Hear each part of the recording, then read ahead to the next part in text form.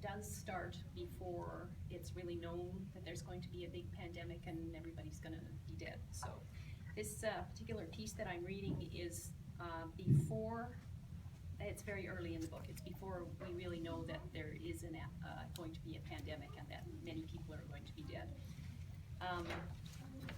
And this piece that I'm reading, there are a number of players in this piece. So the first one is Ben, who's a dot-com kind of guy, whose company is working on a new headset, which is called the E-Prime, in partnership with a company called Macrosys. And Ben lives on a houseboat in San Francisco Bay. So when I read the part about where the tugboat goes by, it's because he lives on a houseboat. And then there's Manny, who is the CEO of the Macrosys company, who is his partner, but they have a bit of a relationship. And then Ben has employees, Amy, Bob, Vincent, and Joseph and Jacob Grimm. And there are some non-human players in this little excerpt. One of them is Sam, who is Ben's avatar, or the computer, or the character he plays in the game that's in this book. I don't know how many of you have got young boys who are big into computer gaming. I have a husband who is. Oh, yes. You don't have to be a young boy, no? Yes, that could be. Anyway, yes, so there is a fair amount of that sort of thing in here. And then the other significant non-human player is the actual E-Prime headset itself, which gives unprecedented immersion when you're playing computer games through very sophisticated monitoring of the brain activity. Now, to set the scene that I'm going to be reading here, Manny has just launched a legal maneuver against Ben in an attempt to gain complete ownership of this headset. And so, to begin. The phone on the bedside table showed the time, 1:14 a.m. The sheets were tangled around his legs and his jaw ached. He'd been grinding his teeth again. He had dreamed he'd been making pies with Manny. Manny kept stealing his supplies, his sugar, his cinnamon, even his pie plates, the bastard. Ben took a deep breath and let it out slowly, got out of bed and padded to the galley. There was a mostly empty carton of orange juice in the fridge, and he fumbled it out and took a swig. His bloodstream was coursing with stress hormones, which meant that he might not be able to get back to sleep.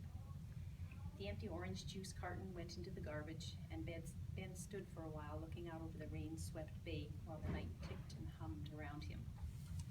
A tugboat pushed a barge past out in the shipping lane, and moments later he felt the wake under his feet as the houseboat lifted and fell gently.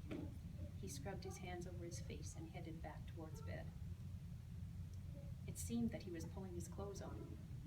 Oh well, after midnight was an excellent time to get things done. He stuffed Manny's papers into the briefcase and went out into the night. Thunder rumbled in the west. A storm was coming in more ways than one. It was a 7-minute run through the dark, wet streets, past the drive-through espresso place, to the office. He poked his key into the lock, stepped into the gloom, and locked the door behind him. Nobody seemed to be there, not the brothers Grimm, nor Amy, not Bob the network and hardware guy, because he'd just pulled a couple of all-nighters installing upgrades. No contract minions, because that part of it was done. Vincent would be somewhere in the back. Vincent more or less lived at the office. Ben hung up his wet jacket and padded past the yellow Formica-clad front counter, where radiator hoses and fan belts and spark plugs had been trafficked in a previous incarnation of this space. Correction. Vincent was asleep on his tatami mat under the front counter. The brothers had most of the front third of the long room. They'd filled it with workbenches, custom CPUs, oversized monitors, oscilloscopes, tools, and shelves of components and prototypes. Ben could pretty much guarantee they'd lived in an environment just like this since they'd escaped from their crib, no doubt at a preternaturally early age. An E-Prime headset lay on the main workbench. He picked it up. It was light and beautiful in his hands, a scant mesh of flexible plastic and wire, electrodes and earbuds. It looked like the brothers had finished this one while he'd been gone.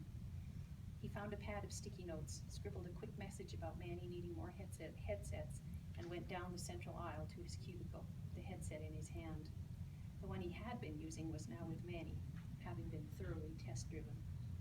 He logged into the office network, downloaded a bunch of files that documented what he'd had when, and worked for a while establishing a comprehensive timeline for the development of the E-Prime. looking back over the truly groundbreaking work they'd done, he couldn't see how some obscure outfit in India had done the same thing, based on the research paper that was supposedly their starting point. If Manny's papers could be believed, the Indian guys had had some of the technical complexities worked out even before Ben had made the patent application. And interestingly, before he'd made the deal with Macrosys. The pie-making dream took on significance. He looked up from his file and stared at the wall. Manny had a deep, deep hunger for a bigger piece of new product pie, and Ben's dream-spinning subconscious thought Manny would cheat to get it.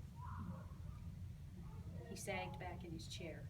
If this whole duplicate research in India scenario had been cooked up by Manny, someone with intimate knowledge of their work had helped him do it. It was impossible. Perhaps not impossible. He sat for long minutes, a sick feeling in the pit of his stomach.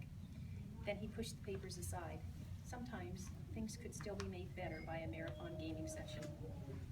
As the game loaded, he slipped the E-prime onto his head and pressed and molded it until all the electrodes made good contact. Overhead, the ventilation fans hummed, but the place was otherwise dark and quiet, and he left